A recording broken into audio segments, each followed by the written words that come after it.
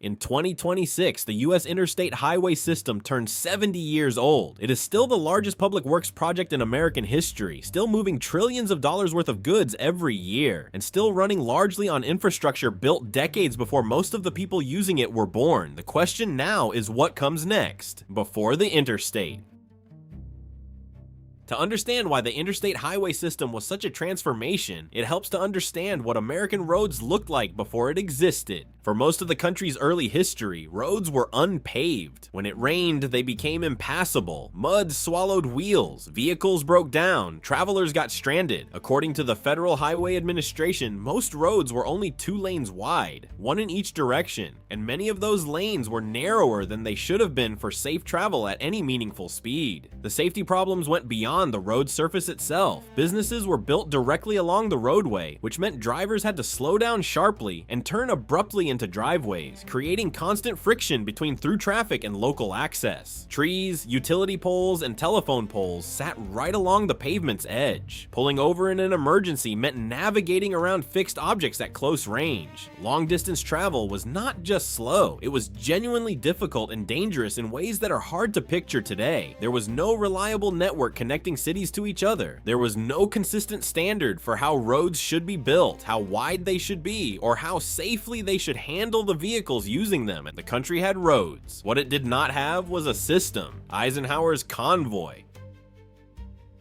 The person who would eventually fix that problem experienced it firsthand, long before he had the power to do anything about it. In 1919, a young lieutenant colonel named Dwight D. Eisenhower took part in the first U.S. Army transcontinental motor convoy. The mission was straightforward in concept: travel from Washington, D.C. to San Francisco, with 282 men and 81 Army vehicles to test how quickly the military could mobilize troops and equipment across the country in wartime conditions. What followed was 62 days of grueling travel across roads that were frequently unpaved, poorly marked, and structurally inadequate for the weight of military vehicles. Breakdowns were constant, vehicles sank into mud, bridges collapsed under the load. The convoy averaged roughly 10 miles per hour across the entire journey. Today, the same trip takes about 5 days by road. Eisenhower never forgot that experience. When he became president in 1953, the memory of that convoy, combined with what he had observed of Germany's Autobahn network during World War II, shaped his conviction that the United States needed a modern, standardized, high-speed highway system capable of moving people, goods, and military assets efficiently across the country. That conviction became policy, and that policy became the infrastructure that most Americans use without thinking about it every single day.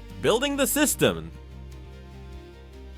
The legislative groundwork came in stages. In 1944, President Franklin Roosevelt signed the Federal Aid Highway Act, which directed the government's road agency to designate a national system of interstate highways. But the bill did not include funding, and progress stalled almost immediately as lawmakers argued over who would pay for the largest construction project in the country's history. The answer came in 1956. With Eisenhower in the White House and a funding mechanism finally agreed upon, Congress passed the Federal Aid Highway Act of 1956. The solution to the funding debate was straightforward: increase taxes on the products motorists actually used, gasoline, tires, and trucks, so that the people benefiting from the highway system were the ones paying for its construction. The legislation authorized 41,000 miles of highway at an original estimated cost of around $25 billion. The effects on the American landscape were immediate and lasting. With reliable long-distance roads now available, people began moving out of cities and into suburbs. Commutes that would have been impractical became routine. Freight that once moved by rail began shifting to trucks. Entire industries reorganized themselves around the assumption that goods could move quickly and reliably by road to virtually anywhere in the country. The system did not just connect America, it restructured how America worked. What 70 years looks like.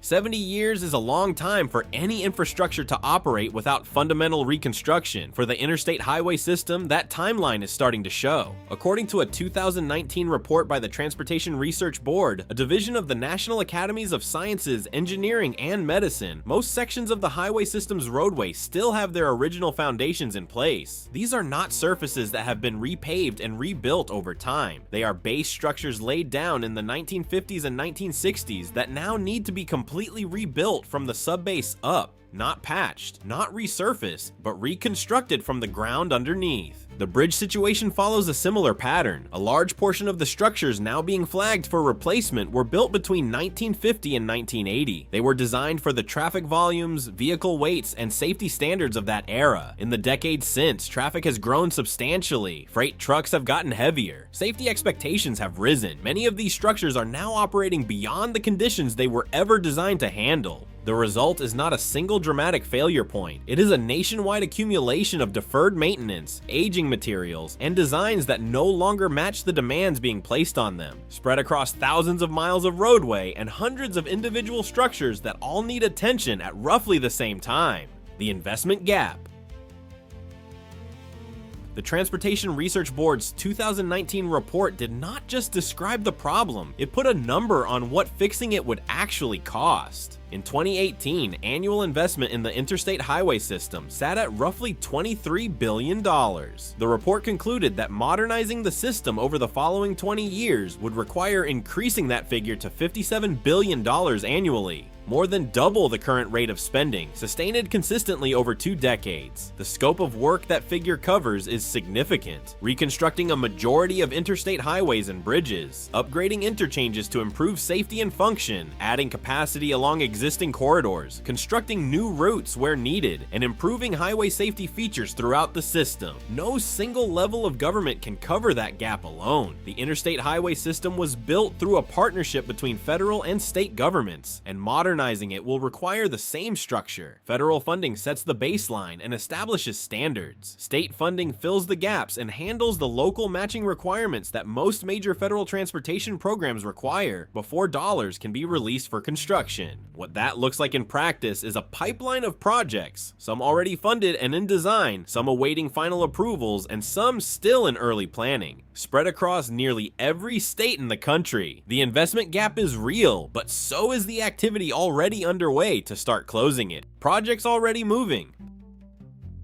The pipeline of active projects gives a concrete picture of what interstate modernization looks like on the ground. In Hudson Valley, New York, a $1.3 billion project is expanding a 6.5-mile segment of Route 17 from 4 lanes to 6, upgrading interchanges, widening bridges, and installing advanced drainage systems. In Florida, a $578 million expansion of a 42-mile stretch of I-75 is adding lanes in both directions and introducing express lanes designed to cut regional travel time by an estimated 47%. In San Antonio, a $100 to $120 million upgrade of Loop 410 is adding auxiliary lanes, strengthening aging bridges, and installing advanced traffic management systems along one of the city's most congested corridors. Maryland has 2 major efforts underway: a $1.5 billion project targeting I-495 and I-270 will add 4 managed lanes and implement dynamic pricing to reduce congestion. Separately, the I-695 and I-70 interchange is receiving 3 new bridge structures to replace aging ones that no longer meet current design standards. In Pennsylvania, Harrisburg's WUS 83 bridge replacement carries a $1.3 billion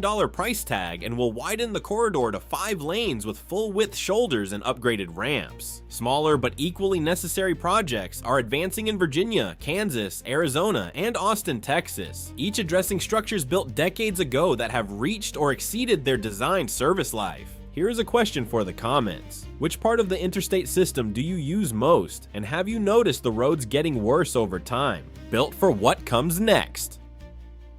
Replacing aging concrete and repairing deteriorated bridges addresses what the system needs right now, but the projects moving through design and construction today are also being built with a longer horizon in mind. The San Antonio Loop 410 project includes new advanced traffic management systems alongside the physical road upgrades, technology that allows real-time monitoring and adjustment of traffic flow rather than relying entirely on fixed infrastructure to manage congestion. The Maryland I-495 and I-270 project incorporates dynamic pricing on managed lanes, a system that adjusts toll rates based on current traffic conditions to keep traffic moving during peak hours. The Kansas Centennial Bridge replacement is being designed with dedicated pedestrian and bicycle accommodations built directly into the new structure. something the original bridge, approaching the end of its useful life, was never designed to include. These additions reflect a broader shift in how transportation agencies are approaching reconstruction projects. Replacing a bridge or repaving a highway is no longer just a structural exercise. It is an opportunity to build in capabilities the original system never had: smarter traffic management, expanded multimodal access, improved freight reliability, and designs durable enough to handle the next several decades of growth rather than just restoring what existed before.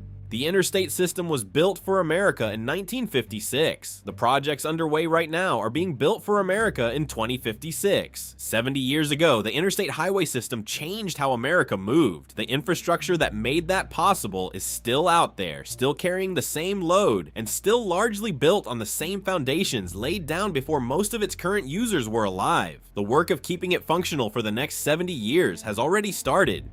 If you enjoyed this video, you'll love this next one.